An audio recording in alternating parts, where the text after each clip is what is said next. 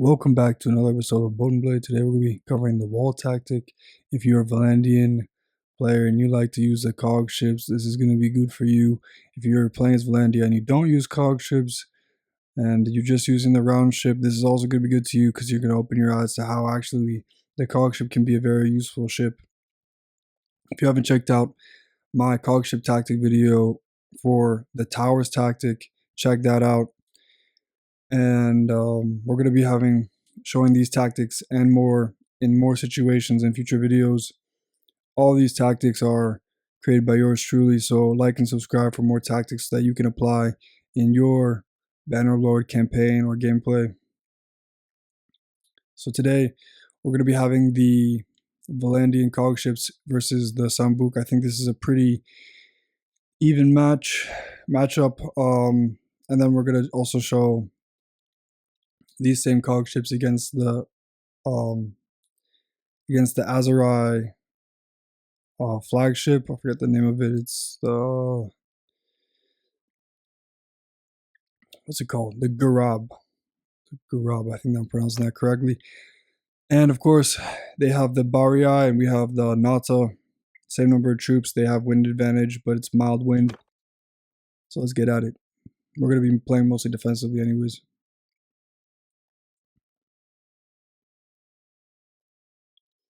All right, let's get these guys command these ships. Have these guys turn around. So in order to form the cog wall, you're gonna need to have your ships facing the opposite direction with the stern of the ship facing the enemy. And unlike the towers where they're each facing different directions, this one is going to be all facing the same direction. And that is because we want them to get sort of trapped on the front. So the more cog ships the better, but then also the more cog ships the harder it is to attach the ships in time before they get to you, unless they don't have the winds on their side, right? Let's get these guys a little closer.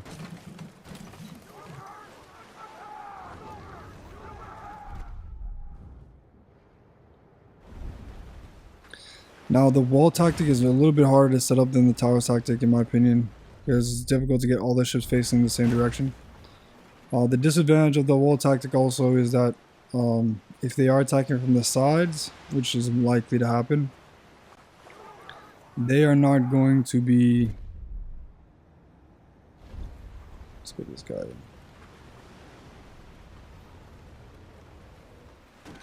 in. This guy's gonna have to come around, so I'm gonna have him go maybe over here.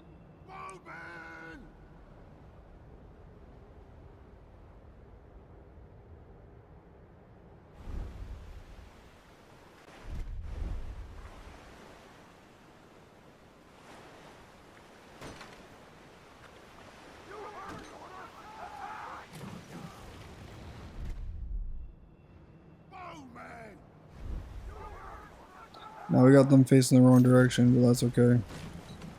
So we're gonna have we can do one wall in the middle, two towers on the outside, possibly.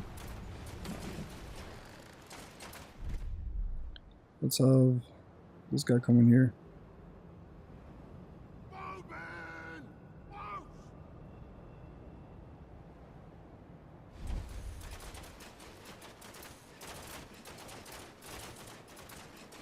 Now this is going to be a very missile heavy fight because we got two missile units. We're going to see which does better. So this is also kind of a troop test. This is the first time I've done this with the Aserai versus Vlandia. It's never just a troop test when you're on the seas, because it also matters the type of ship and the sea conditions. Let's go to the other ship and get these ships attached. You see how the wall is also giving us defense against I gotta go to the other side. Against the arrows of the enemy.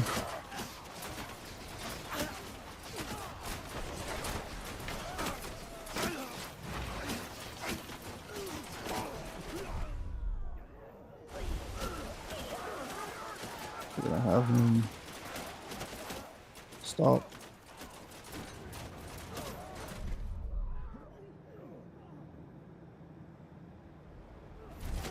Now they're smart. They did put some of their ships on the other side now to avoid to sort of avoid having to shoot past the front defense, or you could say the rear defense, since it is at the stern. But we're still getting the majority of the kills. Now, if they had more melee troops, they would have tried to board, and this could either mean they board from the side, which would be the smart thing to do, or they come straight at you. That's generally what happens when they have multiple ships, because they can't all board from the side, and they get stuck in between, and then it kind of becomes a siege situation.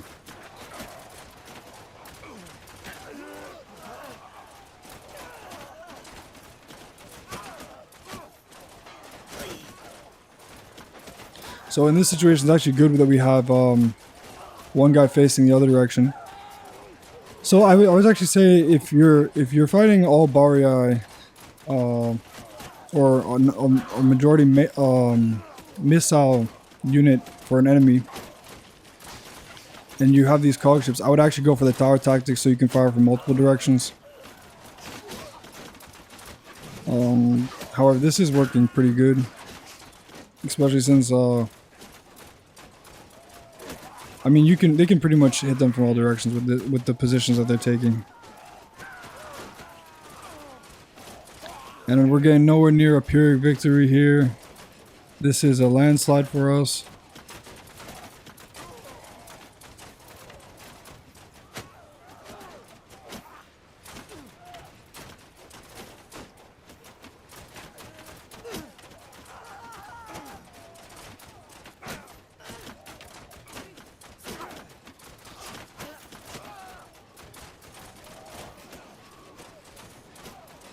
And we'll be quickly moving on to the next test.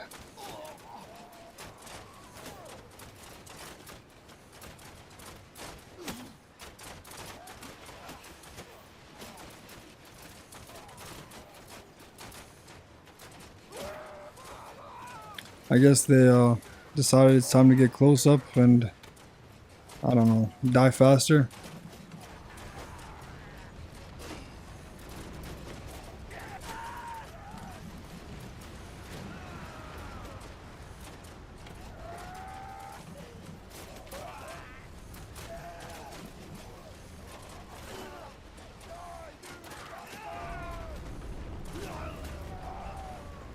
And that's it.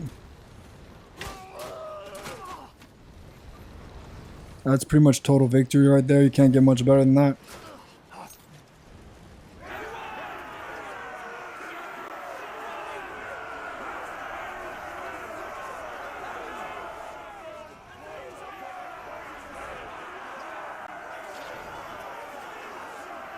So now we're going to do pretty much the same test, except we are going to give them their flagship, see if that gives them any help at all. Let's give them 2 flagships so that they have roughly the same amount of troops.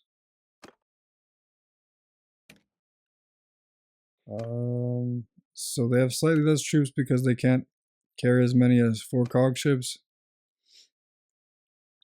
So their flagships do not have the, I mean, if you had the Droman as the enemy, they would definitely be able to carry the same amount as the total. So they don't have that advantage of carry capacity. I mean, it's not much worse. It's not much less than.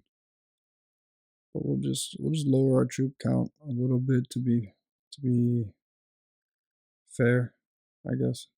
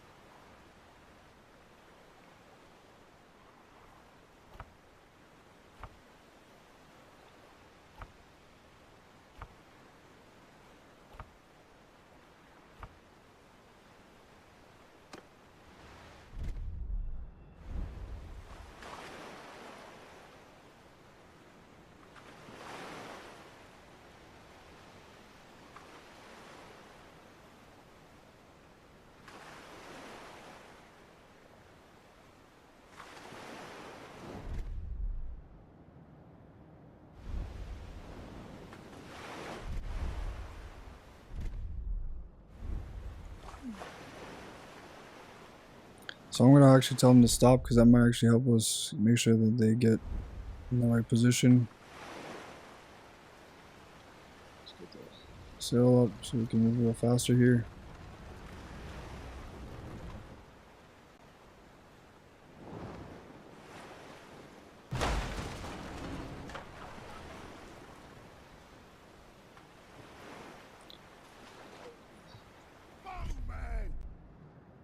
Ah, I don't know why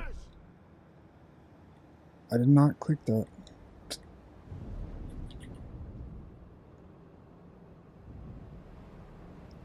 So we went a little bit too far.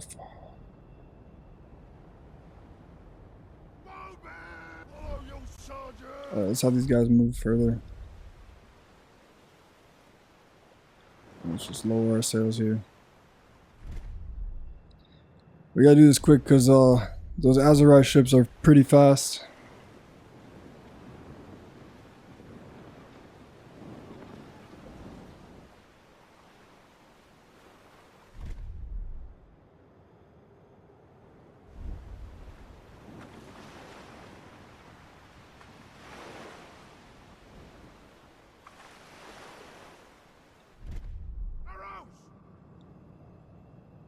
And when you tell them to move in for the formation, you kind of want to put them a little bit ahead of where they're actually going to be.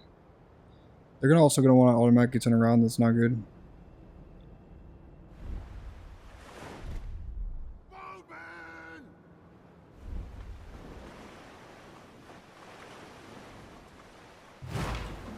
You gotta tell them to stop if they're turning. And this guy, tell him to go here. And then give this guy the command again to come here. Hopefully he makes it.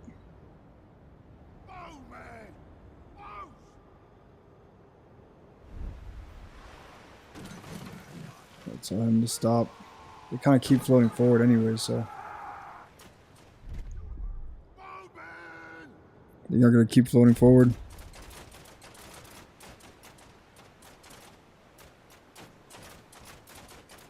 I'll tell this guy to stop.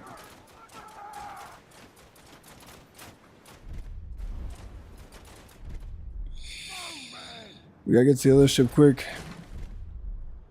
Obviously they passed. This is what happens. You gotta tell them to stop ahead of time. Otherwise they just keep floating forward, you know? It's like you're in space. We'll just tower this one on this side at this point. So we got a 3-cog wall and 1 tower. I think that's a pretty good decision actually.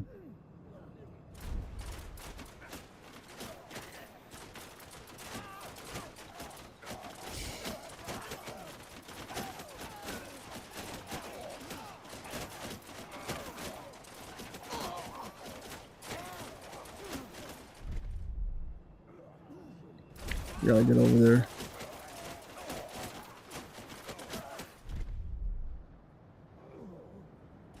I think the Aserai are doing a bit better with their flagships. I think they have a little bit more height.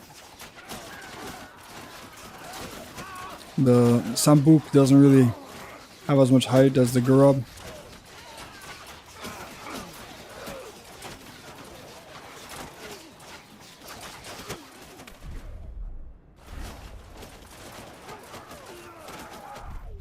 So now we got that one towered. And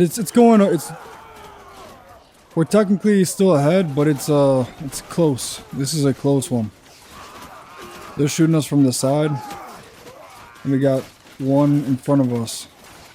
So it actually would have been better if we got one towered on this side. But these guys are also able to fire from there, so I think this ship is going to be causing the most damage for us. The other ship, since we have the walls, that we're kind of defended on that side. We just need to get our guys to take out these guys. It's super close. This is very close.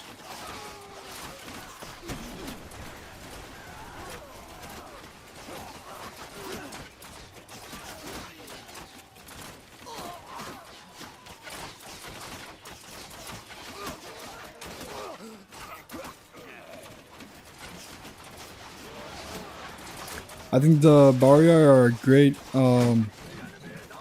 marine troop.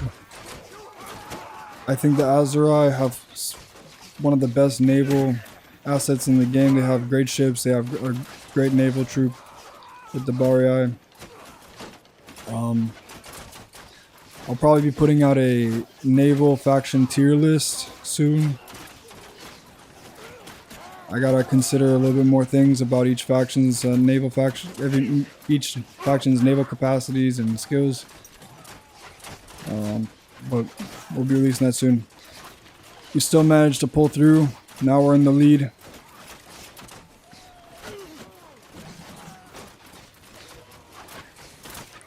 I don't like that the waves can come above the boats. It's a bit odd. I know that's probably a difficult thing to fix. And it's not super bad for the gameplay, but it's a bit annoying. I mean, unless we had really stormy seas, I mean, that would make sense, but this is a bit odd what's going on here.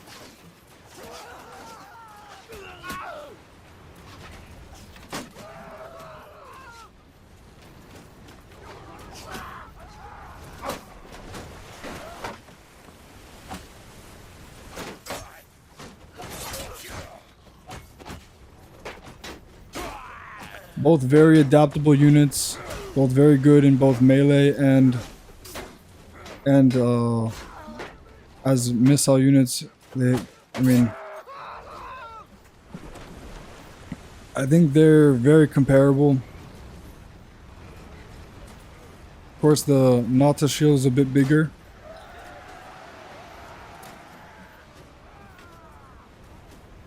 The rate of fire is probably much better for the Bahriyah. Oh, I'm saying that right. Bahriyah? I don't know. How's it spelled? I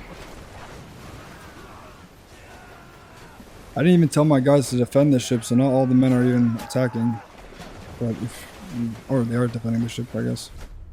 Tell them to charge, maybe. At this point, since they're not really firing.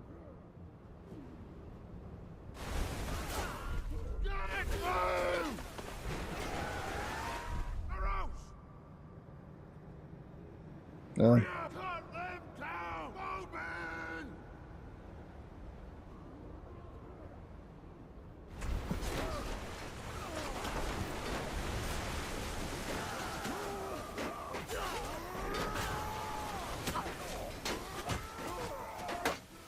That's pretty much it.